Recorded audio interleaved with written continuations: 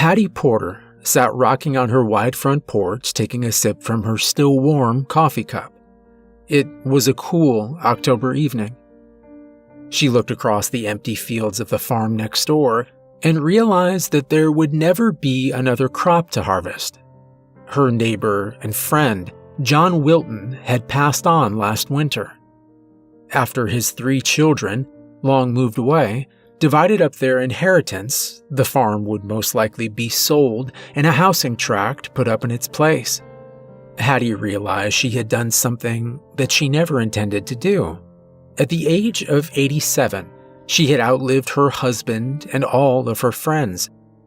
The ones that you can always count on. The friends that stop over to have coffee or call reliably to check on you. She had lived here on Harvest Town Road for most of her life. When she and her husband, Henry, had first moved here, it was just a small farming community. Their house was a little 2-bedroom farmhouse with a small plot of land, but the front porch was large. After they'd come to accept the fact that they would never have any children, they found that the tiny house was plenty big for just the 2 of them. Hattie and Henry Porter had also owned the 2 acres across the street. This was not unusual in a farming community. Having no immediate use for the land, Hattie thought she might like to try a pumpkin patch. So Henry had asked their neighbor, John Wilton, if he would turn up the ground with his tractor. Hattie planted the seeds in the spring after the last frost, and every year after, she would save the seeds from the largest pumpkin to use the following year. If they'd had a mild winter, Hattie would sometimes find that pumpkin vines had sprouted up, all on their own, from pumpkins left in the field. They had no irrigation system, so they had to rely on Mother Nature. If there was little rain, there would be little pumpkins. Most years, however, gave them a nice crop of big, beautiful pumpkins. They would load up their truck to sell some at a few local stores. But every year, a few days before Halloween, Hattie would take out a hand-painted sign that read, "Free pumpkins, help yourself.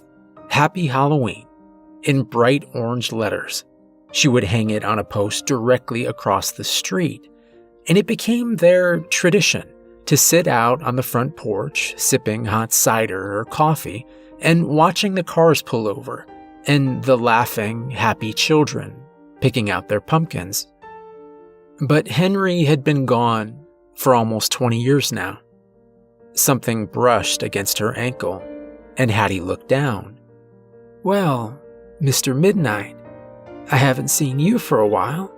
Have you been keeping out of trouble?" A black cat with a small diamond-shaped patch of white on its chest looked up at her. Rising up slowly from her chair, Hattie said, "I'll just be a minute." Coming back inside, Hattie carefully set down a small saucer of cream next to her rocker. As the cat lapped at the sweet liquid, she gently stroked the jet-black fur. "Henry would have liked you." She smiled. Mr. Midnight, so named because of his habit of showing up well past 11 at night, was a true feral cat, not trusting of human contact. Hattie had tried to coax him into the house, but he had refused, even on bitterly cold winter nights. So she had made a winter house for him out of a disposable foam ice cooler and placed it behind the wooden lattice under the porch. It had a little door cut into the side and soft leftover pieces of fabric on the bottom. Finishing up his late-night treat, Mr. Midnight padded softly over to his spot at the top of the steps, curled his tail around him, and sat, looking across the long front yard towards the street. Hattie, comforted by the cat's presence, looked out as well. It was nice to have some company, she thought. It makes you feel a little less alone. The following day, after a breakfast of coffee and toast with jam, Hattie bundled up and headed outside to the small shed at the back of the house. She retrieved the wooden sign painted with bright orange letters. Halloween was almost here, and Hattie wondered suddenly if this would be her last one. Shaking off the sudden burst of melancholy, which was unlike her, she headed past the house, through the long front yard, and across the street. She hung the sign on the post, then walked on to have a look at the pumpkin patch. There was a good crop this year. Pumpkins of every size and shape sat atop the dying vines. Hattie walked along searching for this year's pumpkin. It would sit at the top of her steps for a week, then she would harvest the seeds for next year, and also make a few pies. After 10 minutes of meandering, Hattie found it near the back, the perfect pumpkin. Nice size, shape, and color, even if it was just a little too heavy. It came off cleanly from the vine, and Hattie lifted it up to carry. She made it 10 steps before a sharp pain sliced through her chest. She went to set it back down, but all of the strength ran out of her hands and it fell to the ground with a heavy thump. And in excruciatingly slow motion, she followed it down. Then the world went dark. When Hattie came to, the first thing she felt was cold. All she could see was a large orange circle. As her eyes came into focus, she saw it was a pumpkin. A large crack ran down the center, and some of the insides had spilled out. She began to remember what had happened, and she slowly sat up, relieved to find that other than being extremely cold, she seemed to be okay. It was dark as Hattie walked carefully back to her house. The cat was waiting for her at the top of the steps. "Okay," she said, still out of breath. "I'll be back in a few minutes." Hattie began to warm up as she heated the coffee. When she stepped back out onto the porch, she had a saucer of cream and a large comforter that she wrapped around herself before settling into the rocker. Still shaken, she breathed a sigh of relief as she sat sipping hot coffee, looking out across the familiar fields. The cat remained on the porch until dawn. The woman still sat in her chair, unmoving, and the cat could tell that something had changed. As he made his way silently down the steps and along the tall grass, he knew somehow that there would be no more sweet cream and no gentle hand moving along his back, the only human touch that he had ever known.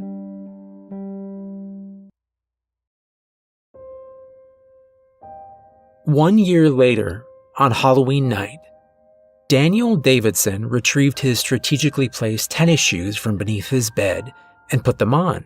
His parents had gone to bed half an hour ago, and the house was now completely still. He kept the lights off while moving quietly across the room to grab his backpack. His curtains were pulled back, and the light from the full moon made a long, bright rectangle on the floor of his bedroom. Checking to make sure he had everything, Daniel moved to the window and looked out. He was worried. This had seemed like a cool idea when Trevor first told them at school on Thursday. Both Daniel and Jim had been all in. But by the time school let out on Friday, doubts had begun to set in. It would be a 20-minute walk to reach their agreed-upon meeting place at the turnoff to Harvest Town Road. A 20-minute walk alone, at night. Daniel took a deep breath. He had to do it.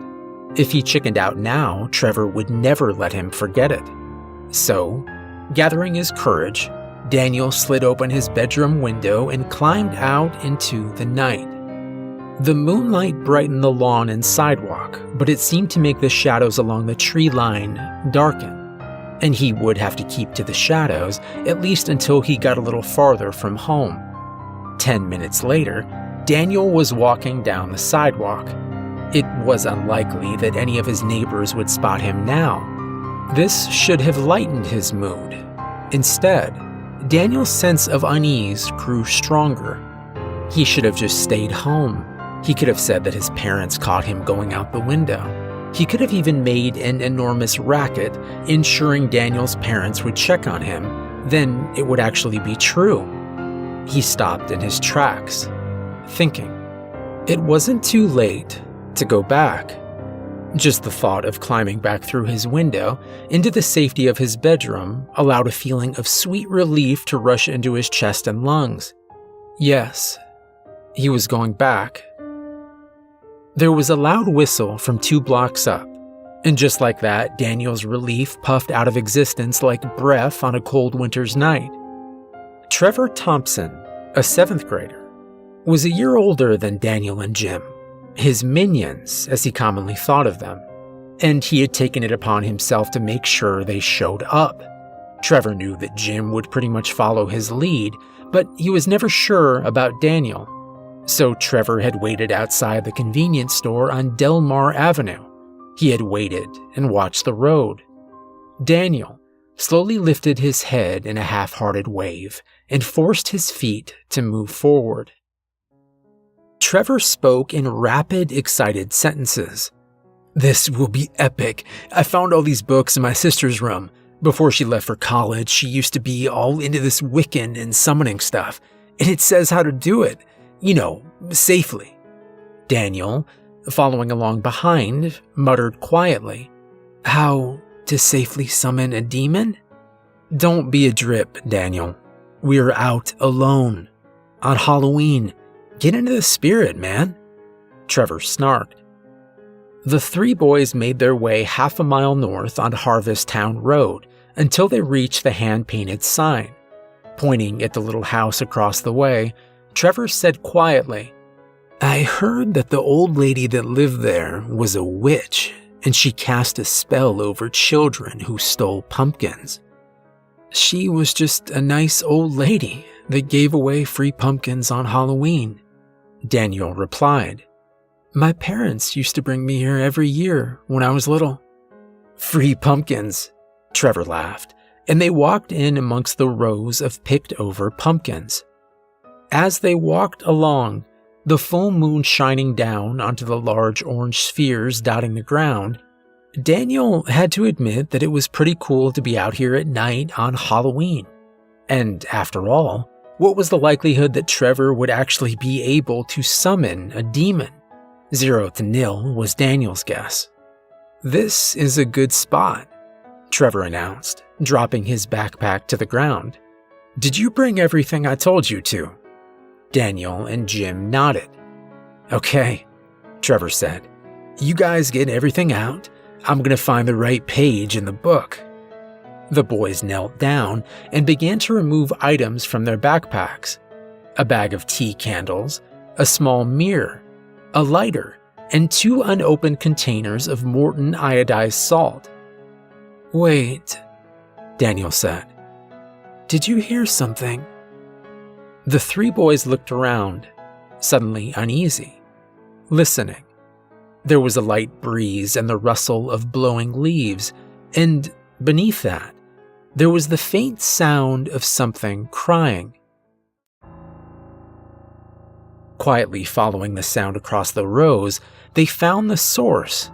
It was a cat, or what was left of a cat.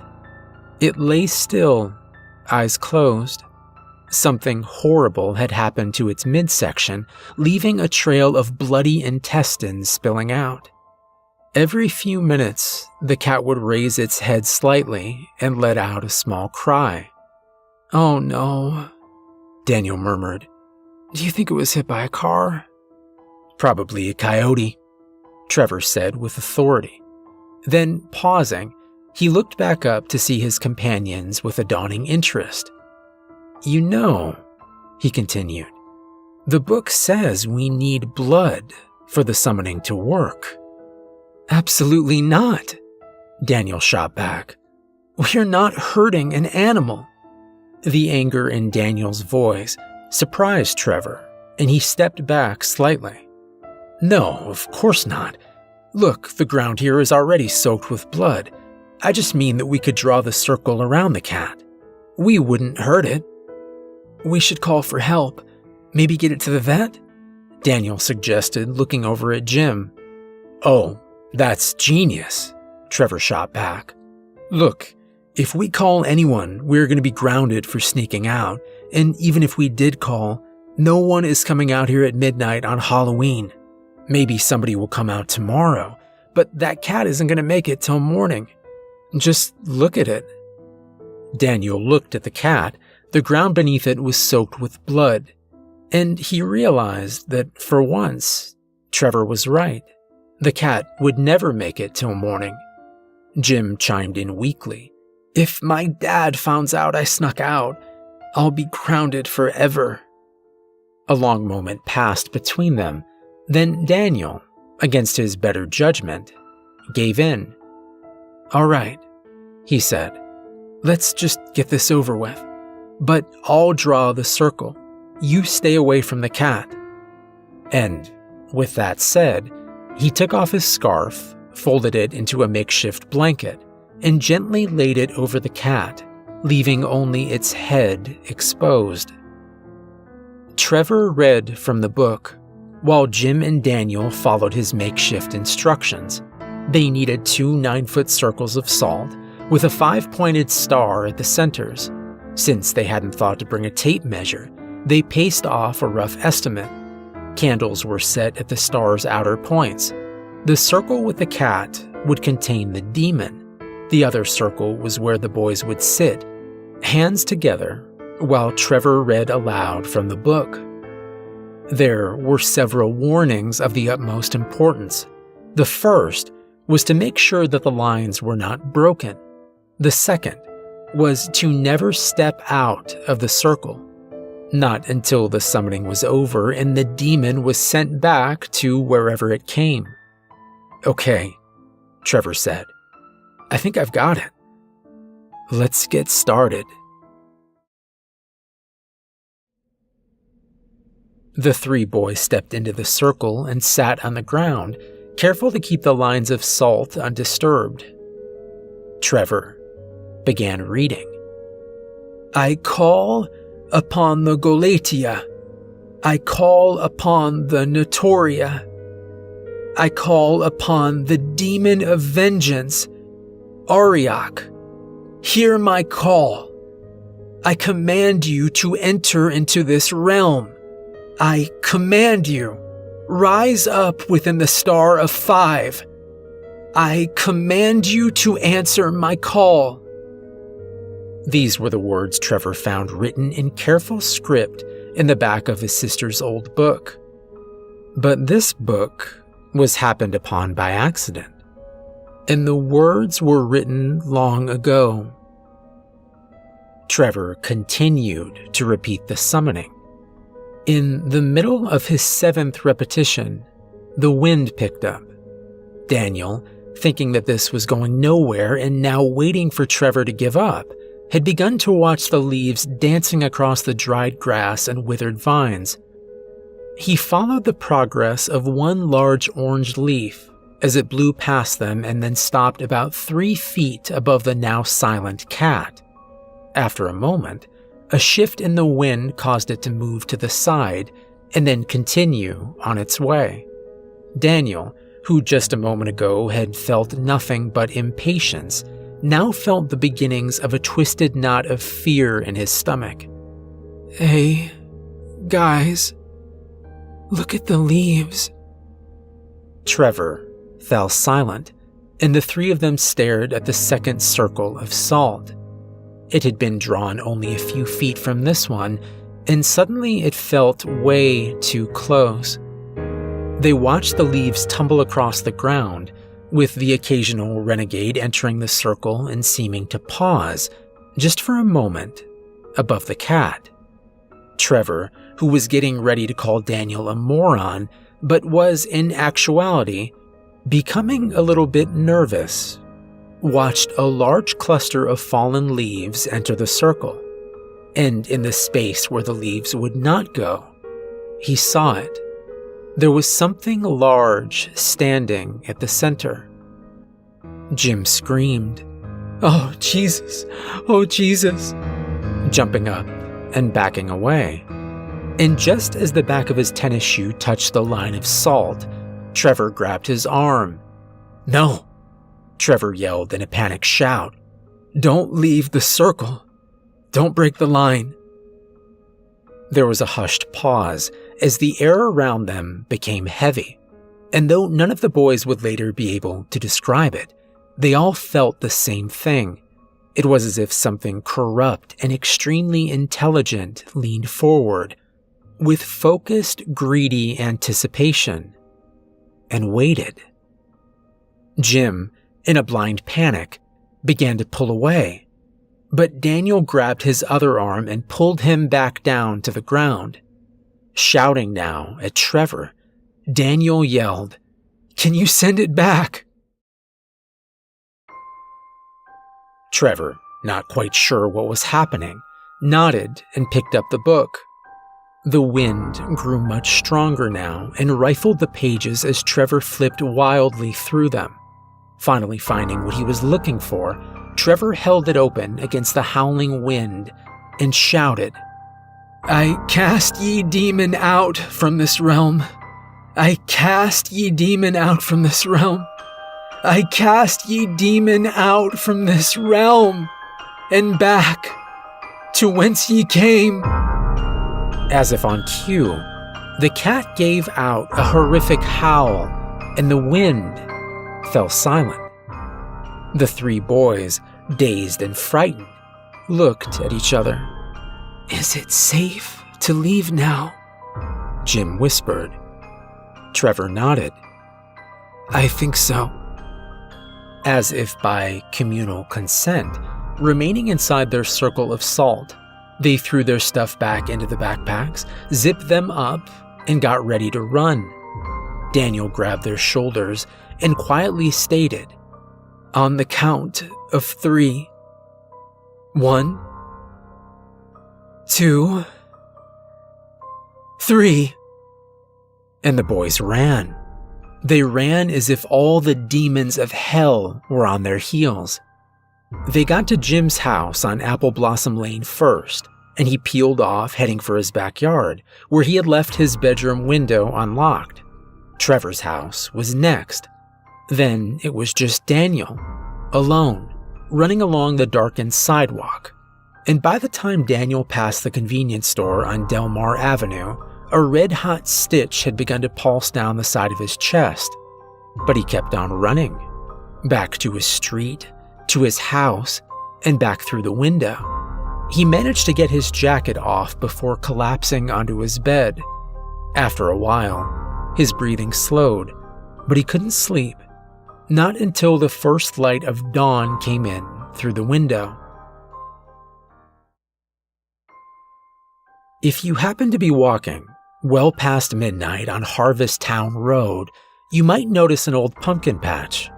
In that deserted field, you might come across 2 large circles, one containing a dead cat.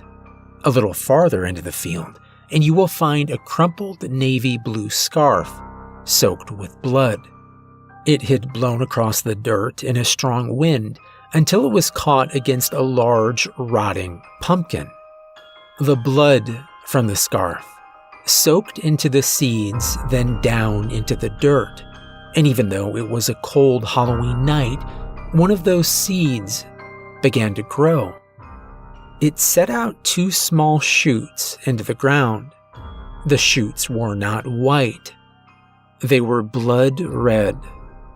One of the shoots was hatred, and the other was rage. The 3 boys who had spent Halloween in a pumpkin patch never spoke of the incident to anyone. In fact, after that night, they stopped hanging out altogether.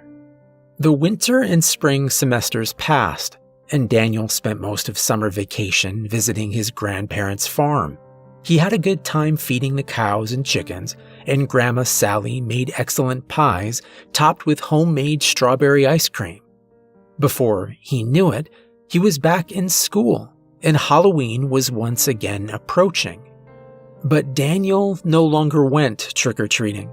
In fact, he'd rather lost his taste for Halloween. He told his parents that he was staying home to hand out candy.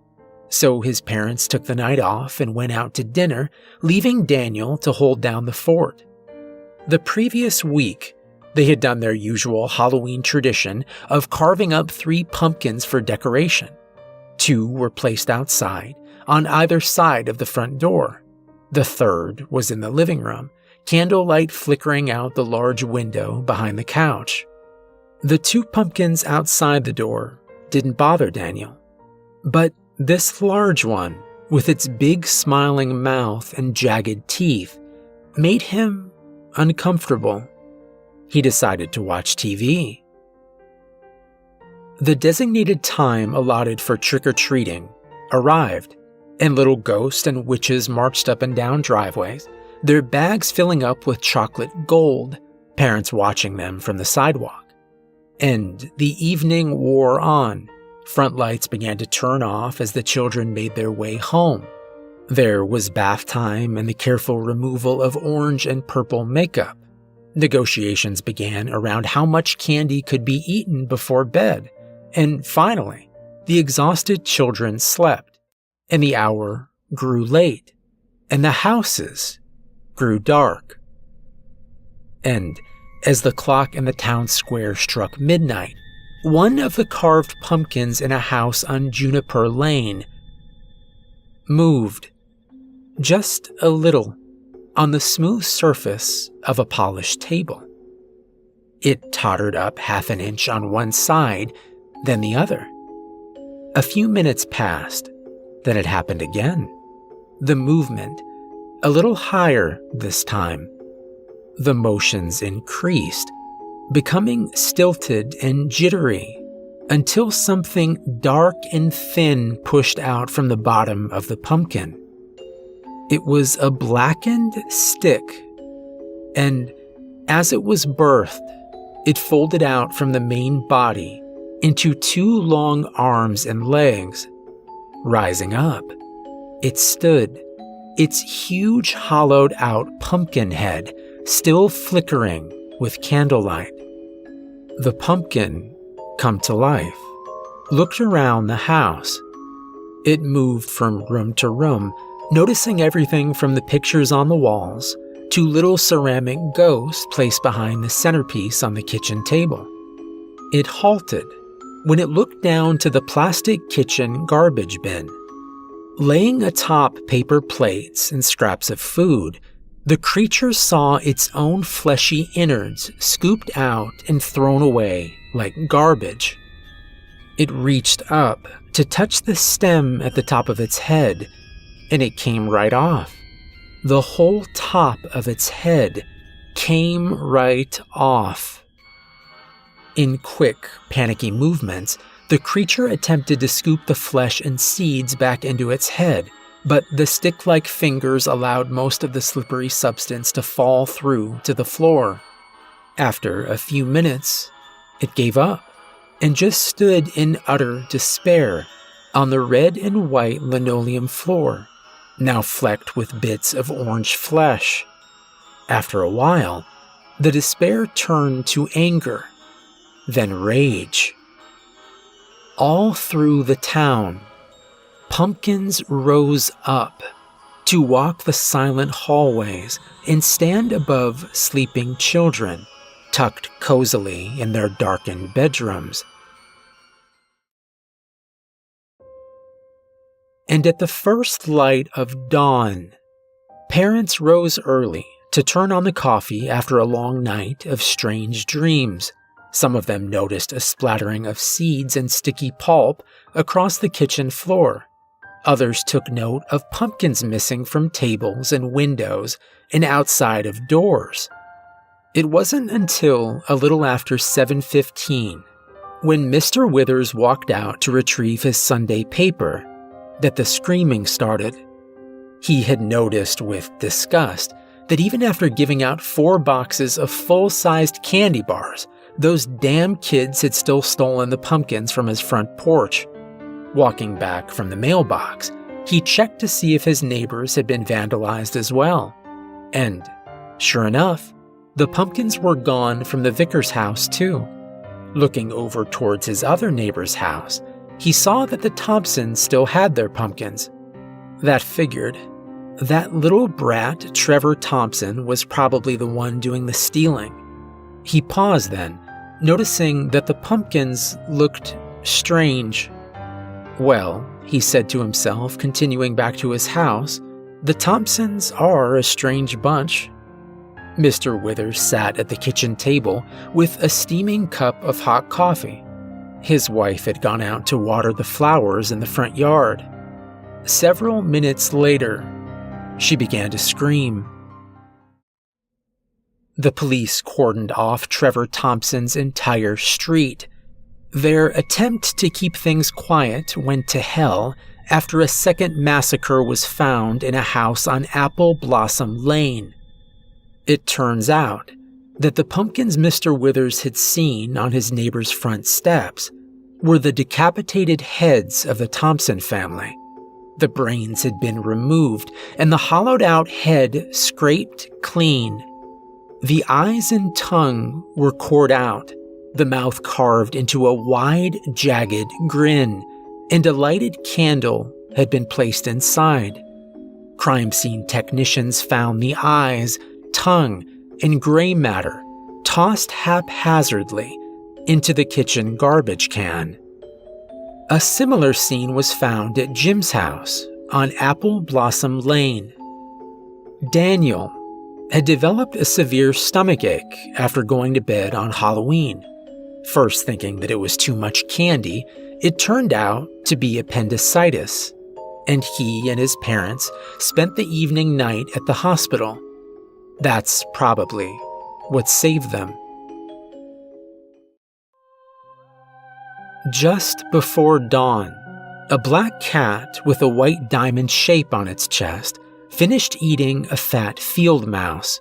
The cat, formerly known as Mr. Midnight, squeezed through the slats under the porch and made his way up to the top of the steps. He sat there, looking out across the long front yard to the flickering circles of orange light nestled here and there on the ground of the old pumpkin patch. And there was, in his mind, a faint memory of the taste of sweet cream.